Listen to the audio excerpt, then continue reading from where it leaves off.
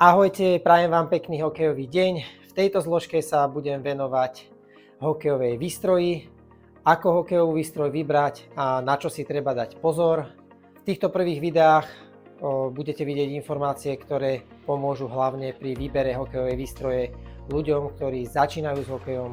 Rozhodol som sa tak pretože ja sám som mal v minulosti zlú skúsenosť s predajcami na predajni. Rozprával som sa so super človekom, je to bývalý hokejista, volá sa Antonín Hruška, v súčasnej dobe pracuje ako obchodný zástupca pre spoločnosť Red Rebel a povedal nám o hokejovej výstroji úplne všetko. Rozhodol som sa osloviť spoločnosť Red Rebel, ktorá na Slovensku dodáva hokejové výstroje do rôznych hokejových klubov. A takisto táto spoločnosť patrí medzi dodávateľov hokejových výstrojí aj pre slovenskú hokejovú reprezentáciu. Takže vám prajem pekné pozeranie.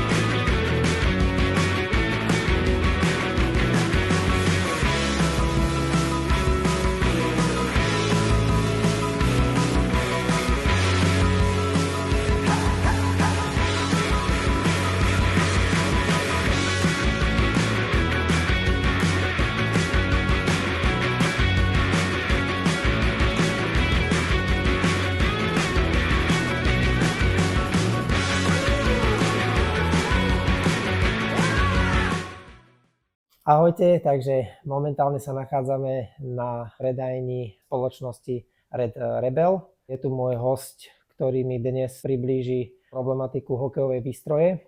Povie nám teda, čo všetko to obnáša. Mojím dnešným hosťom je Antonín Hruška. Je to obchodný zástupca pre túto spoločnosť a teda distribujú rôzne značky, ale viac menej sa bavíme teda, alebo budeme baviť o značke Warrior.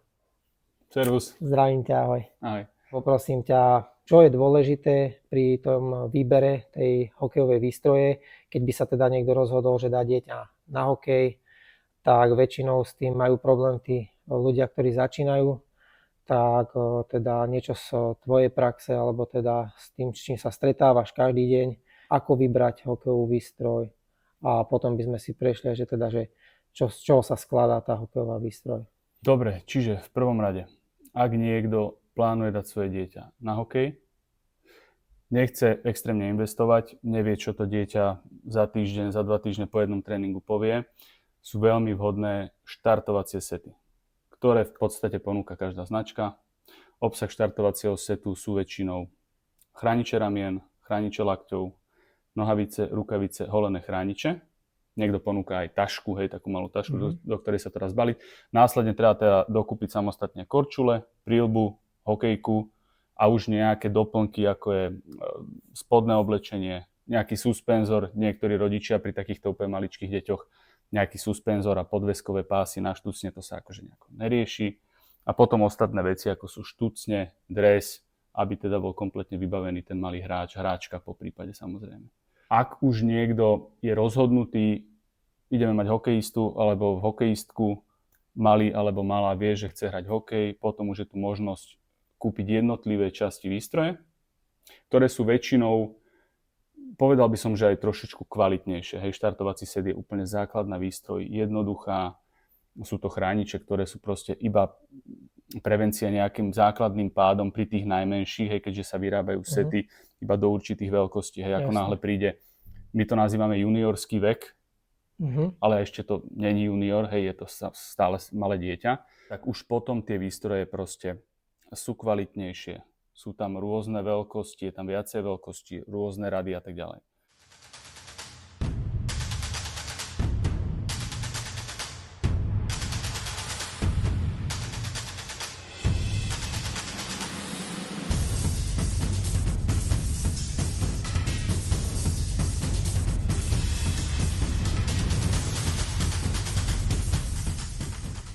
Ďakujem vám, že ste video dopozerali až sem. Ak sa vám moje dnešné video páčilo, poprosím vás, dajte mi like. Ak nemáte, tak vás poprosím, dajte mi odber, veľmi mi to pomôže pri tvorbe ďalších videí. Videá budem priebežne doplňať.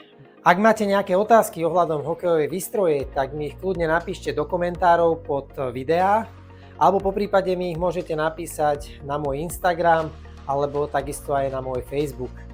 Dúfam, že vám moje videá pomôžu pri výbere hokejovej výstroje. Ďakujem vám za pozornosť a teším sa na ďalšie videá. Ahojte!